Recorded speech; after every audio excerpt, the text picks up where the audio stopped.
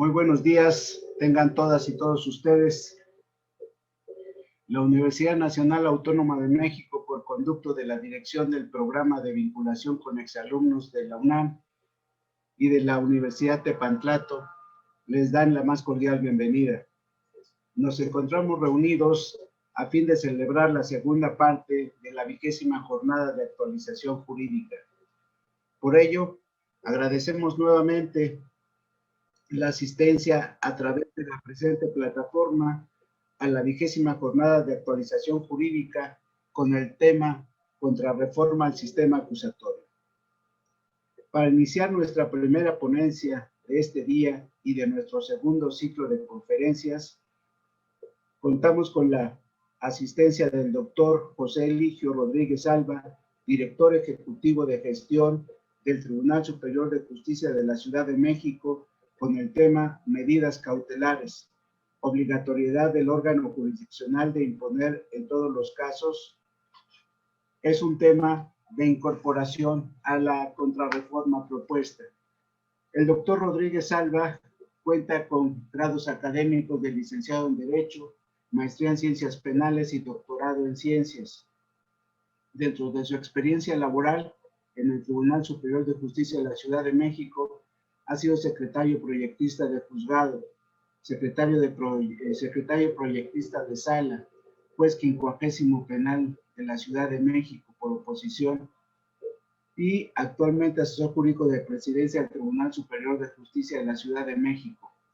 También ha recibido cursos y capacitaciones de especialización judicial en materia penal en el Tribunal Superior de Justicia de la Ciudad de México, diplomado en justicia penal para adolescentes, curso de certificación de jueces especializados para justicia para los adolescentes por el Consejo de la Judicatura Federal, diplomado internacional, Derecho Penal, Constitucional y Derechos en el Instituto de Estudios Judiciales de la Universidad Autónoma Metropolitana y la Universidad de Barcelona, diplomado de Derecho Procesal Constitucional por el Tribunal Superior de Justicia de la Ciudad de México, del Colegio de Secretarios de Estudio y Cuenta de la Suprema Corte de la Nación, con el curso Reformas Constitucionales que modifican el procedimiento penal, en la Academia Nacional de Seguridad Pública, el curso Juicios Orales, en INACIPE, Introducción al Sistema Acusatorio, en el Instituto de Formación Profesional de la Procuraduría de Justicia, de la entonces Procuraduría de Justicia de la Ciudad de México, Juicio Oral y Adversarial, en el programa de vinculación de la UNAM, la mediación como método de solución distinto a la controversia, y también dentro de su actividad docente, ha sido certificador docente para la implementación del nuevo sistema de justicia juicio oral por el CETEC, en la Facultad de Derecho de la UNAM y la Universidad Latina. También ha otorgado el curso de formación de aspirantes y magistrados del Tribunal Superior de Justicia del Estado de México, la especialidad en Derecho Procesal Penal en el Instituto Nacional de Ciencias Penales INACIPE. También ha participado como docente en diversos diplomados, maestrías y doctorados en Ciencias Penales y en especialidades en criminalística, diversos diplomados forenses en procesos penal vinculado a la nueva reforma constitucional. Su participación en diferentes conferencias y diplomados, todos relacionados en materia penal tanto en la Ciudad de México como en el Estado de México y Guerrero. Tiene publicaciones, La dinámica de la prueba en el nuevo proceso penal oral, en la revista Tepantlato, La libertad provisional en el Código de Procedimientos Penales, comentado por jueces del Distrito Federal. Dentro de sus reconocimientos, ostenta reconocimiento por la Facultad de Derecho de la Barra Nacional de Abogados, la Presea Tepantlato, el reconocimiento docente del Instituto de Ciencias Jurídicas de Abogados de la FES Aragón, el reconocimiento al Maestro Distinguido de México por Plataforma de Opinión y Expresión Normalista AC, el reconocimiento Honor al Mérito de la Asociación Mexicana de Periodistas de Radio y Televisión AC, reconocimiento por labor altruista en beneficio de la juventud mexicana, Desarrollo Integral de México AC, reconocimiento al Premio Nacional de Antigüedad de 30 años de servicio por el Tribunal Superior de Justicia del Estado y el Consejo de la Judicatura, reconocimiento a la labor y trabajo y dedicación en el campo de la docencia y difusión de la cultura, por la Universidad de Pantlato. Reconocimiento al socio honorario del Instituto de Ciencias Jurídicas de la Escuela Nacional de Estudios Profesionales Aragón AC mediante medalla al mérito judicial. Ha participado en diversos medios de comunicación, en programas radiofónicos sobre los temas de daño y propiedad y abuso sexual. Dentro de sus actividades jurisdiccionales, a la función jurisdiccional, ha participado en varias ocasiones como integrante jurado para exámenes de posición correspondiente a las convocatorias para la designación de jueces de primera instancia en materia penal y juez de primera instancia en materia de justicia para adolescentes del Consejo de Judicatura Federal del Tribunal Superior de Justicia de la Ciudad de México. Por lo cual, en esta mañana damos la bienvenida al doctor José Eligio Rodríguez Alba. Adelante, doctor. Buenos días.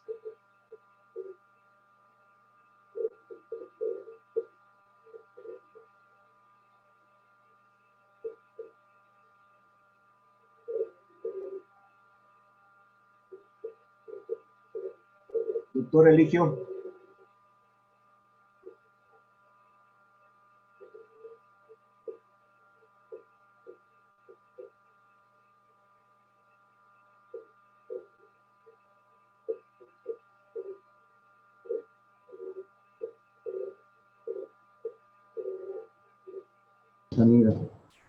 Pediríamos a la gente... El micrófono parece que ya se... Ya lo escuchamos, doctor. Ya estamos por aquí. Teníamos una pequeña falla técnica, pero bueno, ya estamos aquí con ustedes. Buenos días a todos. Gracias, mi querido Roberto, por la presentación. Y bueno, antes que otra cosa, como siempre, mi más sincero agradecimiento al rector de nuestra querida Universidad de Pantlato por haberme permitido participar aquí con ustedes, cosa que agradezco eternamente. El día de hoy, como veíamos, es el tema en relación con la reforma o el proyecto de reforma en relación con el nuevo Código de Procedimientos Penales, en el cual, entre otras cosas, porque hay cosas por ahí muy interesantes, entre otras cosas se observa que, por lo que hace al tema, que son las medidas cautelares, hay temas enfocados a ¿qué? A una mejor agilización del sistema, a tener sentido algunas de las cuestiones. Se encontraba en la práctica que el juez estaba supeditado en relación con algunos pedimentos que tenía que hacer necesariamente el Ministerio Público para que él pudiera entrar a conocer. En fin, esos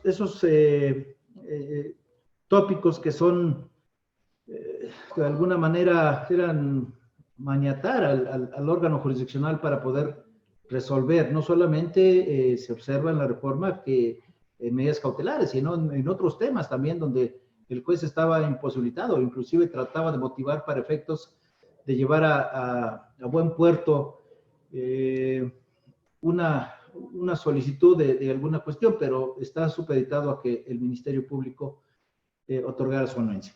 Por lo que hace al tema que nos corresponde analizar el día de hoy, diremos que, bueno, la iniciativa con proyecto de decreto por el que se expide el nuevo Código Nacional de Procedimientos Penales tomó en consideración para efectos de llevar a cabo, de hacer esta propuesta de nuevo código, en primer lugar, que en el año 2014 se expide el Código Nacional de Procedimientos Penales con el objetivo de establecer las normas jurídicas que regularían el proceso penal, mismo que entró paulatinamente en el ámbito nacional, cumpliendo su implementación en junio de 2016. A más de 3 años de su implementación en el territorio nacional, la impartición de justicia no ha dado los resultados deseados, señalándose que la ineficiencia de los sistemas y procedimientos de investigación criminal, así como la falta de condiciones óptimas para que las víctimas de los delitos puedan denunciar, son circunstancias que han permitido continuar con la impunidad. Tan es así que, de acuerdo a la estadística de la Encuesta Nacional de Victimización y Percepción sobre la Igualdad Pública en el año de 2017, el nivel de delitos no denunciados ascendió a un porcentaje del 93.2%. Esta circunstancia atiende a que sus víctimas no denuncian en virtud de ¿qué? en virtud de que el 34.2% lo considera una pérdida de tiempo. El 16.5% por desconfianza de la autoridad.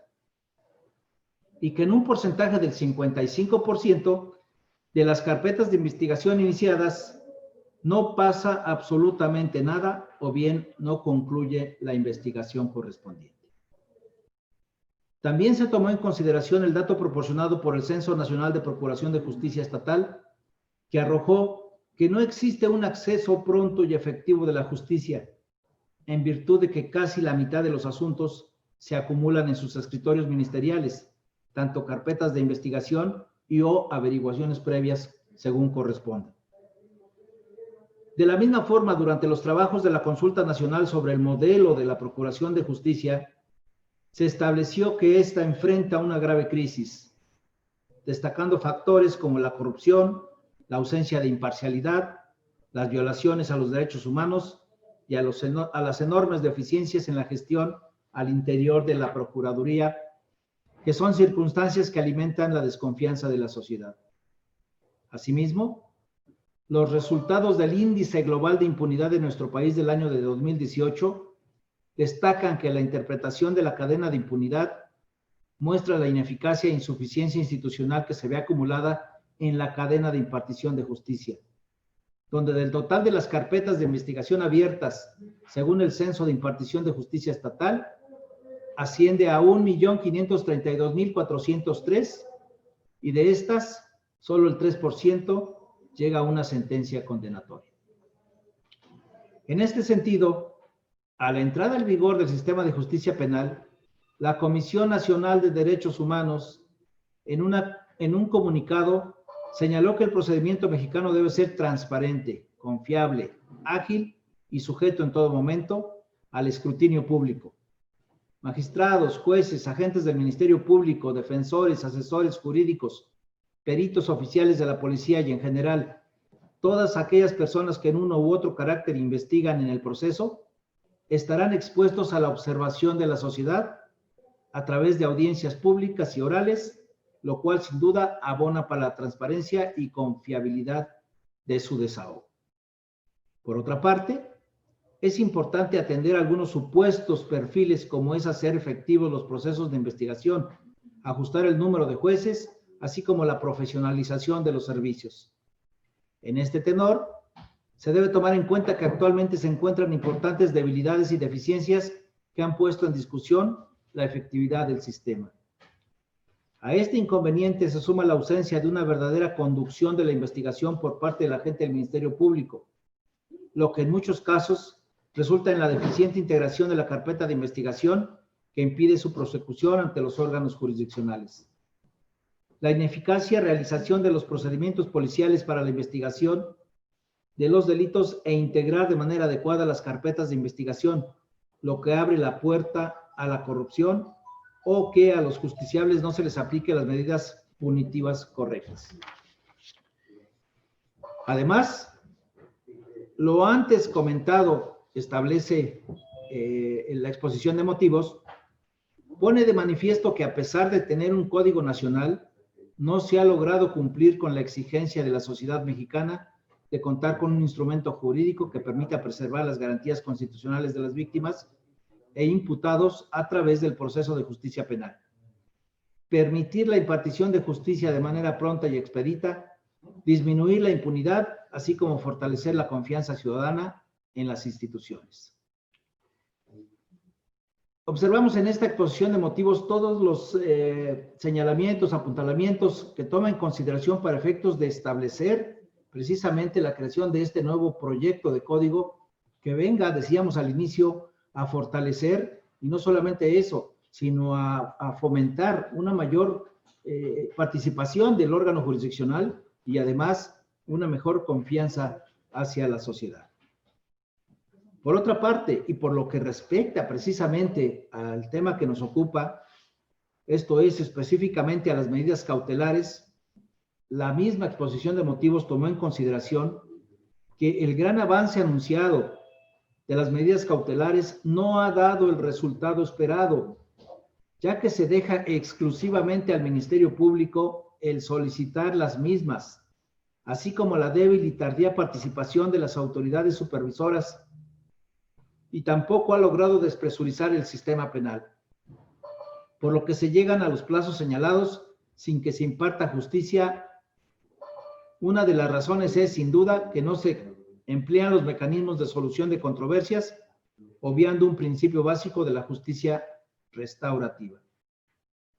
Sumado a ello, el actual papel del Poder Judicial se ve limitado, ya que no puede realizar u ordenar ciertas acciones si las mismas no son solicitadas por el Ministerio Público, por lo que es necesario crear un rol más activo del mismo, así como garantizar que la víctima ofendido directamente o a través de su asesor jurídico puedan solicitar ciertas actuaciones. Como vemos, ¿cuál es la finalidad del nuevo código? Bueno, que el juzgador tenga una participación más efectiva, que tenga una facultad de decisión sin estar supeditado a cuestiones que muchas de las veces resultaba ser un obstáculo para que pudiera avanzar el proceso, o bien se pudiera pronunciar en determinadas cuestiones si es que no era solicitado previamente, como lo dice aquí el proyecto de reforma, por el Ministerio Público. Entonces, en esta reforma se trata o se pretende precisamente de quitar ese tipo de trabas que se pudieran tener dentro del proceso, y que hacer más efectiva la participación y la dirección que debe de tener el órgano jurisdiccional. Por eso, en esta tesitura, en el proyecto de reforma en cuestión, se vislumbran ciertos ajustes que tienden a dotar al Poder Judicial de mayor protagonismo, sin estar supeditado a una solicitud expresa por parte del Ministerio Público, tendiente a ser más ágil el procedimiento, con mayor eficacia y sin ataduras que en el mejor de los casos resultaba ser un obstáculo para la conformación del procedimiento en cuestión. Así las cosas, tenemos que en la actualidad las medidas cautelares presentan para su aplicación determinadas reglas generales que en la propuesta de proyectos cambia, como es el caso de que, en primer lugar, señalaremos que como regla general primero tenemos que saber qué es una medida cautelar. Una medida cautelar podríamos definirla como aquella medida de coerción. Medida de coerción, o sea, esto es realmente, observamos que cambia ese paradigma de considerar que una medida cautelar puede ser un derecho. No, no es un derecho, es todo lo contrario. Es precisamente una forma de afectar derechos de una persona en particular. Entonces, por eso es que son todas aquellas medidas de coerción, y que en el código actual del Código Nacional de Procedimientos Penales establece que tienen que ser solicitadas por el Ministerio Público, la víctima o ofendido o el asesor jurídico, impuestas por el juez, y que suspenden el ejercicio de los derechos de una persona. Entonces, aquí tenemos por qué razón no es un derecho, al contrario, es una forma de restringir los derechos de una persona. Así las cosas, vemos que en el proyecto de reforma, el juez las puede imponer sin estar supeditado a la solicitud del Ministerio Público. Las puede solicitar, también le da esa posibilidad, que no solamente el juez pueda actuar de manera autónoma en relación con este tema, sino que también le da facultades al mismo Ministerio Público, a la víctima ofendido o al asesor jurídico, para que también, si consideran pertinente, puedan solicitar alguna medida cautelar. Pero ojo, de entrada, el juzgador ya tiene la libertad y la facultad de establecer la medida cautelar que más corresponda a el caso concreto, porque hay que recordar que una medida cautelar tiene que ser específicamente determinada en relación con el sujeto que se va a conceder y en relación con la medida que se pretende proteger. Tiene que ser idónea, y lo vamos a ver un poco más adelante cuando determinemos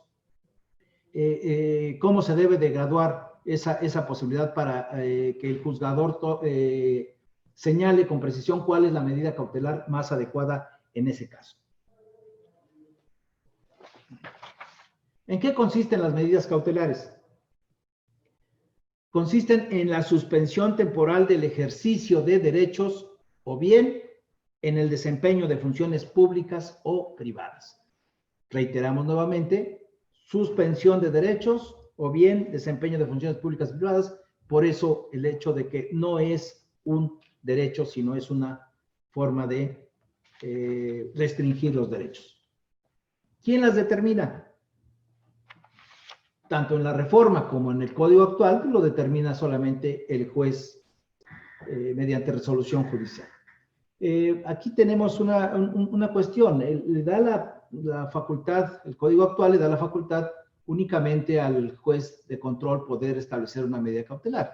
Sin embargo, por ahí surgía la duda, más que la duda, la inquietud en relación a que si el código, al ser expreso y señalar que evidentemente el juez de control era el único facultado para establecer una medida cautelar, pues se llegaba a la pregunta inquietante de, bueno, y el tribunal de enjuiciamiento ya en la etapa de juicio no podía modificar una medida cautelar o no podía imponer una medida cautelar.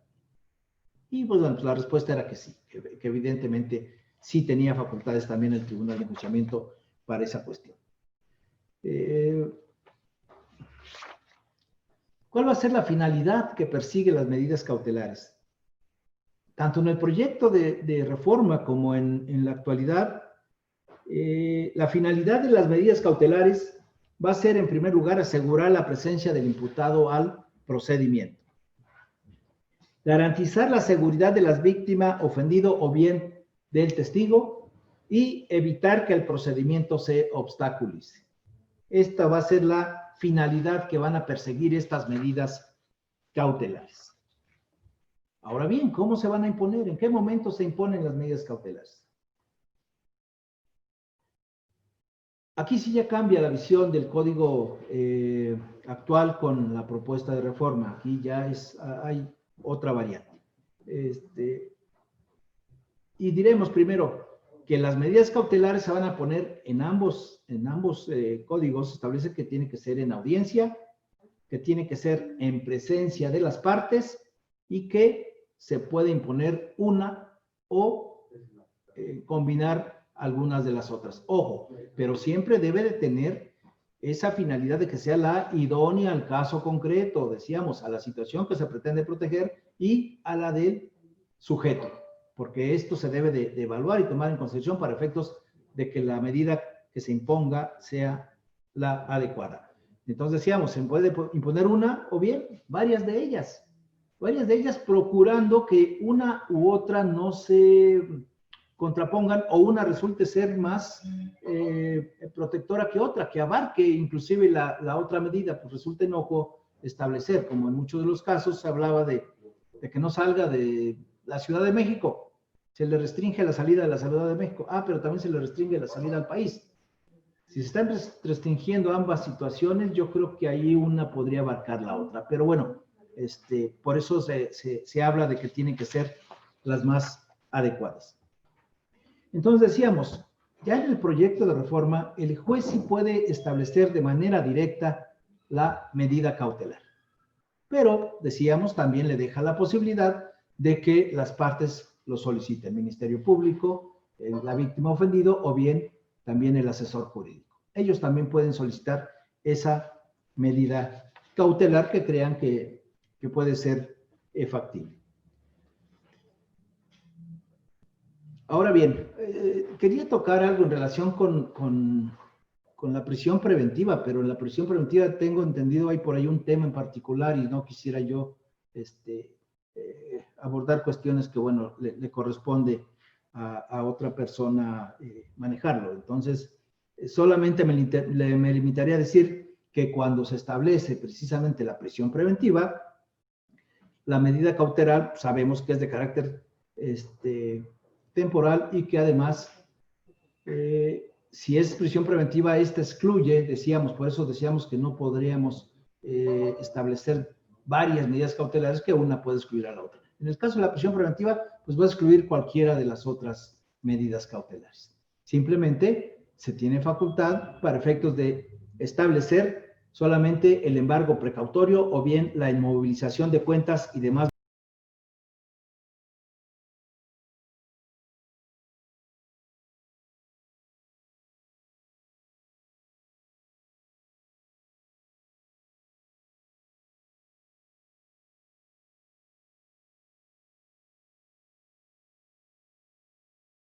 valores que se encuentren en el sistema financiero.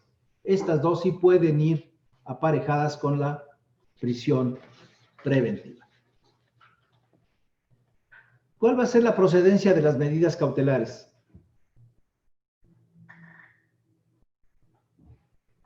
Decíamos, proceden cuando así lo determine el juzgador, en la reforma, claro, pero también cuando lo solicite alguna de las partes, Ministerio Público, víctima ofendido o bien el asesor jurídico, pero en ambas situaciones se debe de manejar ciertas circunstancias.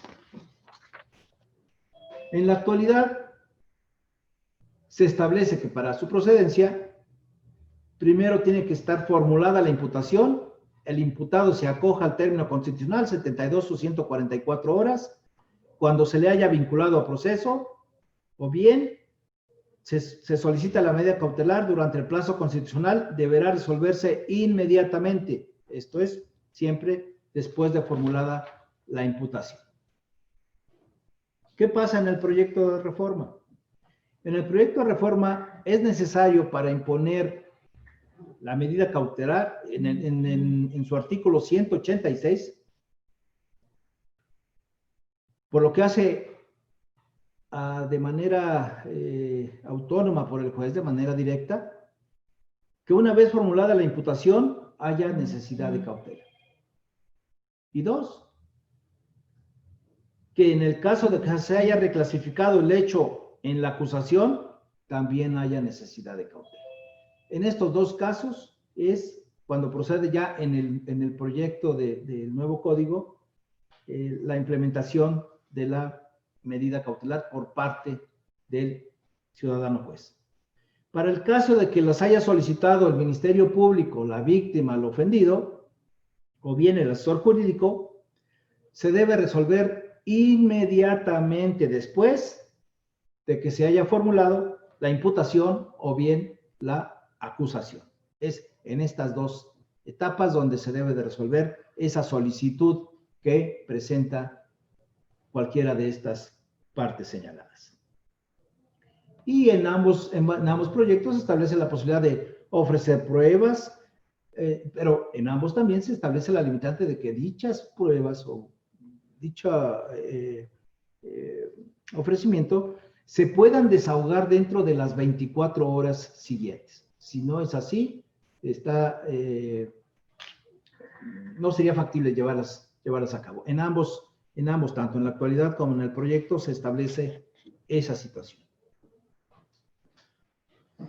En la actualidad, como en el proyecto, se requiere el estudio de la proporcionalidad que debe realizar el juez para establecer la medida idónea al caso concreto. Hablábamos precisamente de que esa medida tiene que tener una idoneidad establecida al caso concreto, no solamente porque nos parezca, porque creamos procedente determinarlo respecto a una cuestión. No, tiene que ser de verdad un análisis por parte del órgano jurisdiccional, más ahora que en el proyecto de reforma, si es que sigue adelante, ya se le da la facultad al juzgador que de manera directa él la pueda señalar. Claro, con todas las condiciones y circunstancias de explicar el por qué sí, el por qué no, la idoneidad, esa famosa manejo del principio de proporcionalidad que debe de haber para determinar qué es la más adecuada, pero es un análisis minucioso y esa conciencia no es porque lo creamos pertinente. Vamos a ver más adelante cómo cada medida cautelar tiene sus puntos exclusivos para efectos de establecer por qué debe de ser esa medida cautelar la que se debe de imponer y no alguna otra. Entonces, para estos efectos, ¿qué necesitamos saber? Bueno, pues necesitamos saber qué es el principio de proporcionalidad. ¿Y qué vamos a entender por el principio de proporcionalidad? Se dice que la proporcionalidad contribuye a la justa solución de los conflictos que enfrentan los derechos fundamentales. Para determinar cuál debe prevalecer, según el autor Rubén Sánchez Gil, se va a integrar por 3 elementos. En primer lugar, la idoneidad. En segundo lugar, la necesidad. Y en tercer lugar, la proporcionalidad en estricto sentido. ¿Ok? Estos 3 elementos son los que vamos a tomar en consideración para establecer adecuadamente ese famoso principio de proporcionalidad. ¿Cuál es el primero? Esto es la idoneidad. La idoneidad se refiere a que el principio adoptado como preferente es el adecuado para resolver la controversia planteada y es el apto para conseguir el objetivo pretendido. Por eso es que es el idóneo, es el adecuado. Los parámetros pro y contra y las características personales y específicas de este es la medida cautelar que exactamente se requiere para este caso concreto. El segundo de ellos, la necesidad de esa implementación. Va a consistir en que no existe otro medio menos limitativo para alcanzar el fin deseado. Esto es, no debe existir otra alternativa que sea menos lesiva y que afecten en menor grado los derechos fundamentales de los implicados. ¿De acuerdo? Entonces, ¿cuál es? Es el que menos problema le puede ocasionar al sujeto. ¿No existe algún otro? Bueno, ese es el indicado. Y el tercero, que es la proporcionalidad, va a implicar que al elegir entre un perjuicio y un beneficio a favor de 2 bienes jurídicos tutelados, el principio que resulta privilegiado debe ser en mayor proporción que el sacrificado. ¿De acuerdo? Solamente bajo estos 3 tópicos, viéndolos desde este punto de vista, de acuerdo a sus definiciones o características de cada uno de ellos, es como vamos a cumplir ese famoso principio de proporcionalidad que debe estar presente en el juzgador para implementar una medida cautelar. Esto es, que no se sacrifiquen valores y principios con mayor peso o medida a aquel que se desea satisfacer. ¿De acuerdo? Por ende, el Código Nacional de Procedimientos Penales actual contempla elementos del principio de proporcionalidad de las medidas cautelares en su artículo 156, al señalar que el juez debe tomar en consideración al imponer una o varias de las medidas cautelares los argumentos que las partes ofrezcan, la justificación que el Ministerio Público realice.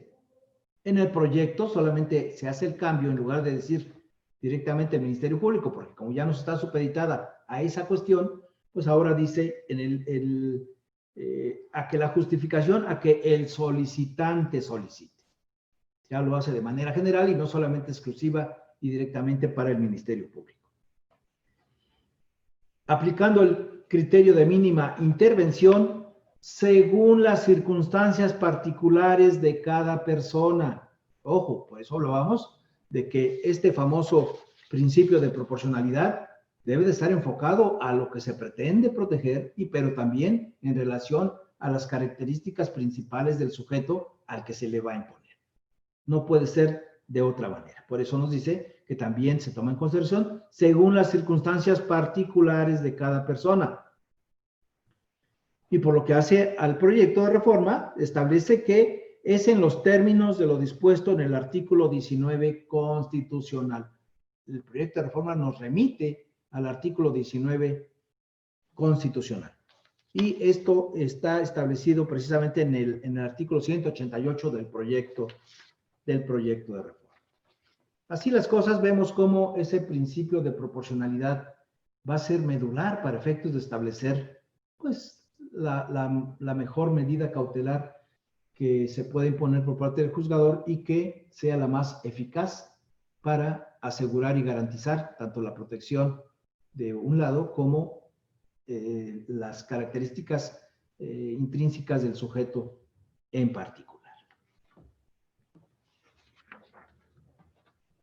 Bien, vamos a ver brevemente cuáles son los tipos de medidas cautelares y cuáles contempla el proyecto de reforma en relación con el actual. Tenemos dos tipos de medidas cautelares: las medidas cautelares reales y las medidas cautelares personales. Las medidas cautelares reales, como su nombre lo indica, se refiere precisamente como número 1 a la entrega de bienes, como número 2 a la inmovilización de cuentas bancarias y demás valores que se encuentren dentro del sistema financiero, y como número 3 a la exhibición de garantía económica.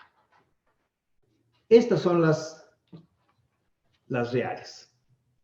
Y vemos, por lo que hace al embargo de bienes e inmovilización de cuentas bancarias y demás valores que se encuentren en el sistema, tanto el Código Nacional como la reforma los admiten tanto como medida precautoria y como medida cautelar. En ambos códigos se pretende o se deja subsistente en lo que está en el actual en el proyecto de reforma. La primera en el estadio ministerial, previa a la judicialización de la causa, esto es, en el código actual como medida precautoria, establece la jurisdicción de los casos y establece un plazo máximo de 60 días naturales y una prórroga hasta por 30 días. En la reforma ya no hay ningún plazo. Se elimina ese plazo, no existe. Y ya cuando está judicializada la cuestión, esto es ya remitir los autos al juez de control, se solicita que se mantenga el embargo precautorio y el juez de control decidirá al respecto. En el nuevo Código Nacional nos establece que esas medidas precautorias solamente serán canceladas, nos decíamos, no da temporalidad, y solamente serán canceladas si el imputado paga la reparación del daño para la cual las había expedido. Es la única posibilidad que nos da el proyecto de reforma. ¿Cuáles van a ser sus requisitos de procedencia? Uno, que sea para garantizar la reparación del daño. O sea, ¿qué era lo que iba a garantizar? Reparación del daño. Por eso en la reforma se habla de que solamente de que pague ya la reparación del daño. Dos, que lo soliciten al juzgador. ¿Quién? El Ministerio Público, la víctima o bien el ofendido, y que de los datos de prueba expuestos se desprenda la posible reparación del daño. O sea, si no se vislumbra por ahí que exista una posible reparación del daño, no será factible, no solicitarla, porque se puede solicitar, sino no será factible que se conceda por parte del órgano jurisdiccional. Y como número 4, la probabilidad de que el imputado será responsable de repararla. ¿Por qué? Pues porque puede haber una reparación del daño o se vislumbre por ahí un posible pago o condena a reparación del daño, pero que no sea imputable al sujeto. Por eso se requiere que exista la probabilidad de que el imputado será responsable de reparar. Por lo que hace a la reforma, el juez las decretará solamente con estos dos últimos requisitos. Es lo único que establece para efectos de su procedencia. Que de los datos de prueba expuestos se desprenda la posible reparación del daño y bien que la probabilidad de que exista que el imputado sea responsable de reparar.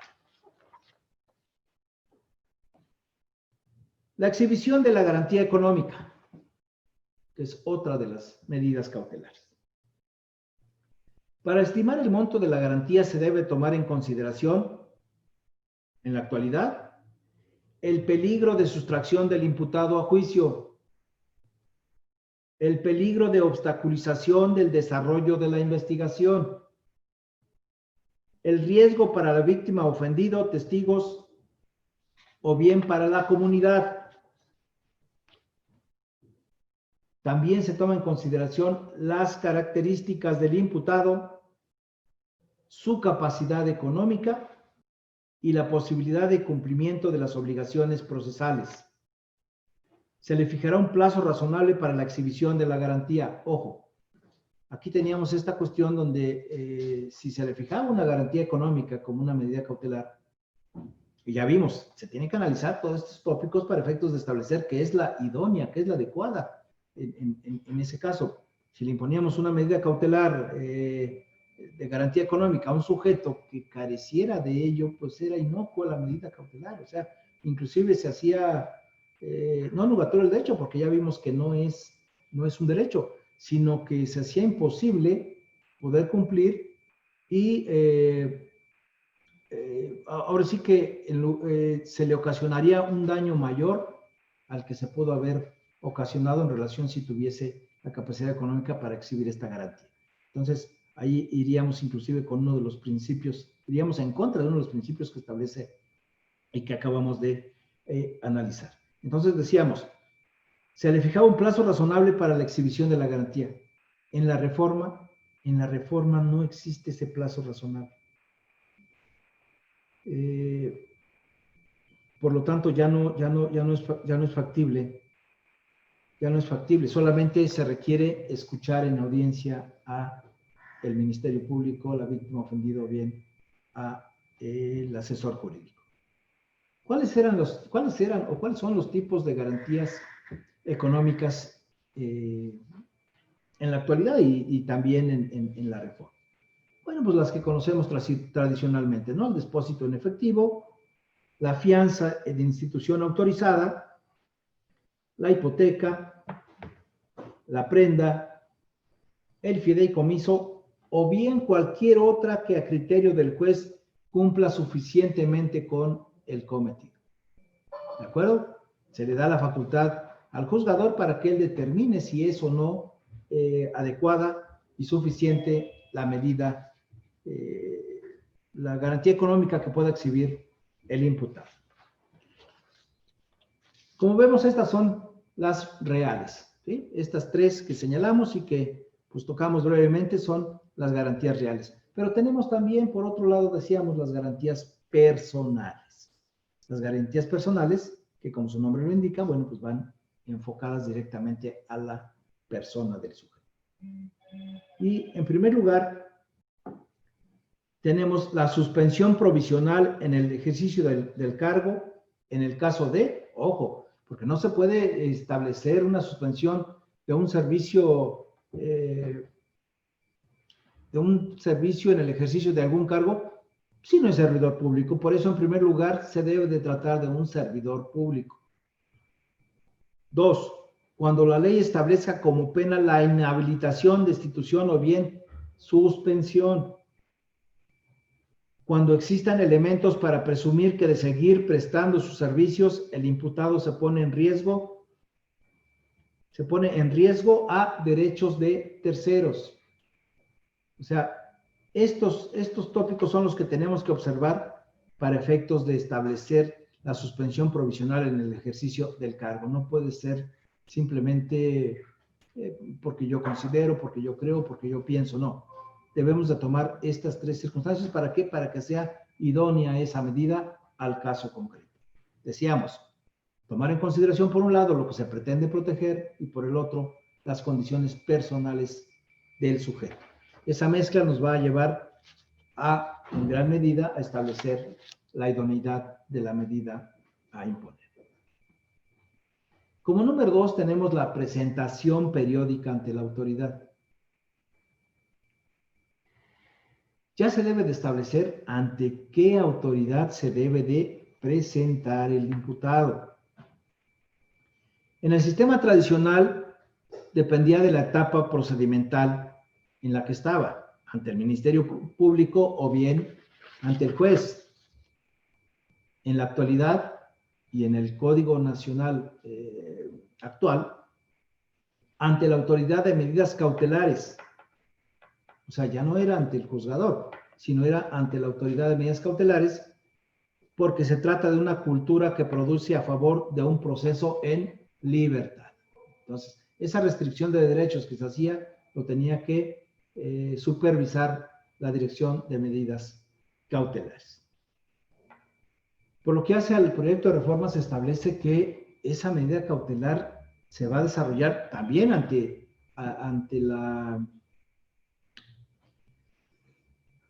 esa dirección de medidas cautelares, esa dirección que va a llevar la supervisión, pero también puede ser que sea ante el juez que está llevando su causa.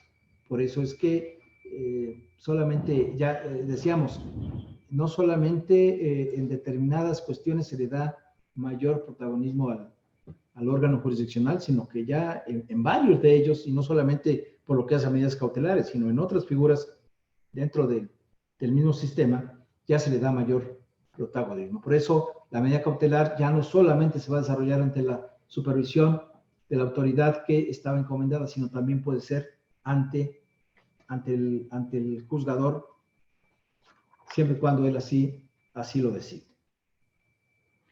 Tenemos otra medida cautelar en específico que se llama la prohibición de salidas. Prohibición de salidas, obviamente, sin autorización del órgano jurisdiccional. En esta prohibición de salidas podemos incluir la prohibición de salidas del país, de la localidad donde resida única y exclusivamente, o bien del ámbito territorial que el juez determine.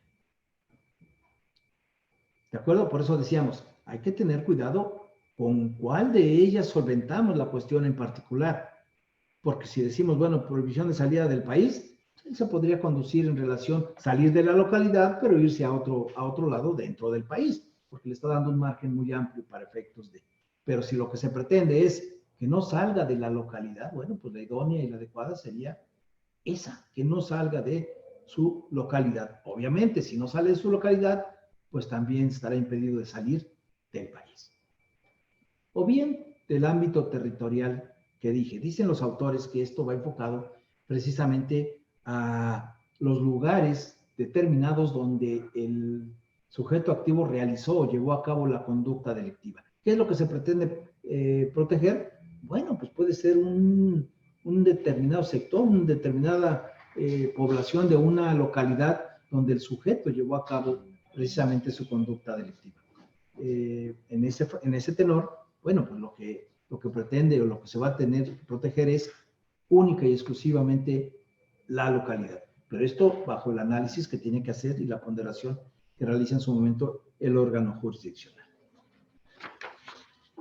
La prohibición del país. Esto es, la prohibición de salidas del país procede en los casos en que el imputado cuente con un trabajo que le exija viajar. Esto es, que tenga motivos o razones para estar saliendo del país. Y el juzgador, ¿qué debe de analizar? Bueno, pues tiene que ver si efectivamente es por cuestión de trabajo, por cuestión de enfermedad o por cualquier otra cuestión, pero en los casos en que pueda estar justificado. En casos de que no, y en casos de que el delito se haya cometido en virtud de esta circunstancia o que se vislumbre que si sale del país se pueda propiciar su evasión, bueno, todo eso es lo que tiene que mesuradamente determinar el órgano jurisdiccional para ver si esa es la medida adecuada para esos efectos. En estos casos es evidente que no podrá salir del país. Sería una especie de medida cautelar muy eficaz e idónea, ya que al salir del país en una enorme tentación de sustraerse a la acción de la justicia, lo que comentábamos. No, si no se justifica la salida del país, bueno, pues se puede establecer esa medida cautelar y evitar así una evasión y como consecuencia la impunidad.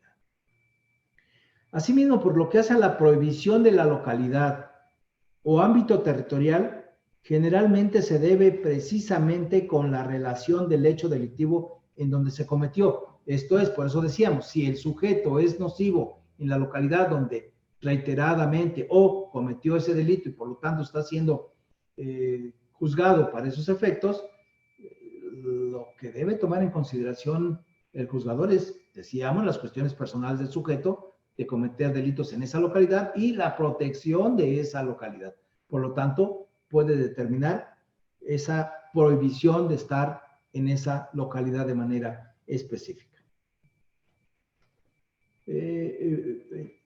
Ahí los autores hablan inclusive que no solamente de la localidad, por eso decía que se puede establecer en un ámbito territorial que fije el juez para esos efectos. ¿Por qué? Porque hay lugares, por ejemplo, hay sujetos que son muy tendenciosos a cometer delitos en relación con un ámbito específico, esto es, en los bares, en una cantina, en un restaurante. Entonces, si el juzgador detecta ese tipo de cuestiones, con que limite su estadía o su presencia en determinado lugar en específico, con eso va a cumplir la finalidad que se persigue con la medida cautelar. Entonces, eso decíamos, tiene que ser ya respecto al análisis que en el caso concreto haga el juzgador. Por lo que hace a la medida cautelar relativa al sometimiento al cuidado o vigilancia, aquí la norma nos habla ampliamente de varios factores, de varias situaciones para efectos de colmar ello. Es el sometimiento al cuidado o vigilancia ¿de qué? Puede ser de una persona, cuando las características o condiciones de lo que se pretenda proteger y de las características del sujeto así lo determine, puede quedarse al cuidado o vigilancia de una persona. O bien, también puede ser de una institución determinada. Sabemos que hay casos en donde se dice, bueno, pues se canaliza a determinada institución para unos efectos de manera específica. Bueno, es porque en ese momento, en ese caso en particular, lo que se requiere es eso, una protección adecuada en relación a un bien jurídico y las características esenciales del sujeto. Hay lugares donde se canaliza para efectos de desintoxicar al sujeto, para que tome tratamientos contra agresiones, en fin, esto puede ser canalizado para esos fines. Por eso puede ser el cuidado de vigilancia de una persona, de una institución determinada, o bien el internamiento a esta última, cuando los casos que sean graves o en mayor medida, se pueda determinar que sean integrados precisamente a esa institución. Podemos decir que en esos casos muy en especial, los imputados no son dueños de sus propios actos. Y ello debido a ocasiones por cuestiones, decíamos, tanto de drogas como de alcohol, o inclusive de sexo, que los condicionan a cometer ilícitos en ese ámbito. Por eso es necesario que se les proporcione ayuda de personas o instituciones determinadas, o bien que exista algún tipo de vigilancia personal, como lo hablábamos en el primer tópico. Tratando con ello corregir sus conductas y se esté en posibilidad de cumplir con los fines del proceso y con los fines que es lo que persigue la medida cautelar. Por eso hablábamos de esa combinación que el juzgador tiene que tomar en consideración para efectos de establecer de manera adecuada o la medida idónea para efectos de lograr su cometido. Por lo que hace a la prohibición de concurrir, tenemos dos hipótesis. Prohibición de concurrir a determinadas reuniones o bien prohibición de acercarse a ciertos lugares. Existen ciertos eventos que en casos específicos generan conflicto en la conducta del imputado, como lo son las fiestas, la convivencia familiar, lugares de juego, políticas, cuestiones culturales, en fin, toda esa gama de cuestiones que se pueden presentar dentro de una sociedad. La razón de esta medida va a ser evitar que estos eventos sean el detonante en el ánimo del imputado para la comisión de una conducta delictiva. Sabemos que, no está fuera de toda lógica, que en ocasiones las convivencias familiares, por decir algún ejemplo, hay muchas personas que en esos momentos empiezan a retrotraerse a situaciones que ya han sucedido y entonces son el detonante para una agresión en relación con alguna otra persona que está en esa reunión. Bueno, pues entonces eso es lo que se debe de analizar y detectar de manera específica cuál es la cuestión y con solamente establecer como medida cautelar la prohibición de acercarse o de concurrir a ¿qué? A ese tipo de fiestas familiares. Con eso trataríamos, se evitaría mucho la visión de esta persona para efectos de que no se le recuerden, no sé, cuestiones que acontecieron con algún u otro familiar y que esto nos traiga a la comisión de delitos como lo son, no sé, lesiones, homicidio o de alguna otra naturaleza.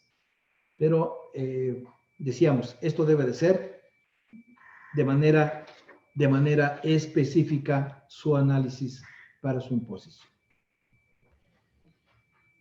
La prohibición de convivir, acercarse o comunicarse con determinadas personas, las víctimas o ofendidos o testigos.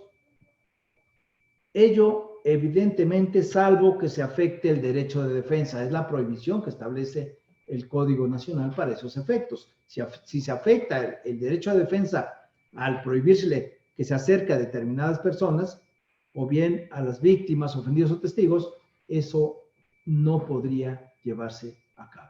Esto es, por eso el análisis respecto del órgano jurisdiccional para esos efectos tendrá que ser muy minucioso y ver si efectivamente no trastoca ese derecho de defensa del imputado. En sí, es evidente que se tiene la obligación de garantizar la seguridad y la protección de todas las personas que intervengan en el proceso. Esto en relación con los testigos o bien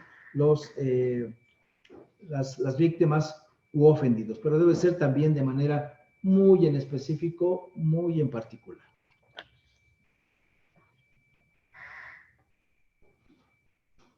Esto se da, ¿por qué? Por el posible riesgo de que puedan ser afectados o amenazados y se altere su estabilidad emocional, ¿no? En consecuencia, la medida cautelar tenderá a darles protección y como consecuencia tranquilidad y seguridad en sus personas. Y no solamente eso, sino en relación con el desarrollo del mismo proceso.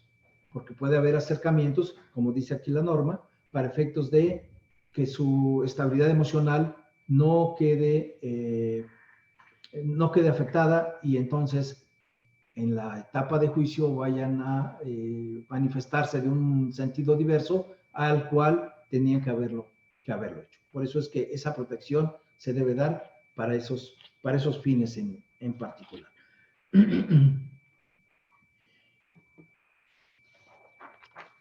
De igual manera, determinadas personas pueden resultar inconvenientes para que el imputado pueda cumplir con fines de proceso, por lo que se hace necesario prohibir la relación con ellas. Esto es la misma situación. La separación inmediata del domicilio. La separación inmediata del domicilio, esta medida se hace necesaria cuando las personas que no están preparadas para asumir las responsabilidades de trabajo, de familia, cónyuge e inclusive de hijos, da pauta a que muchos delitos se originen en el seno de la familia y por ende deberá protegerse esta. Y regresamos a lo mismo, tener que hacer ese análisis minucioso para los efectos de proteger a la familia, pero también de acuerdo a las características que el sujeto presente. Y de igual manera, en contraposición, existen situaciones externas que pretenden destruir la relación de pareja y lo que se pretende es proteger a la persona agraviada, sobre todo proteger la salud moral de los hijos, más aún si en el caso son menores de edad.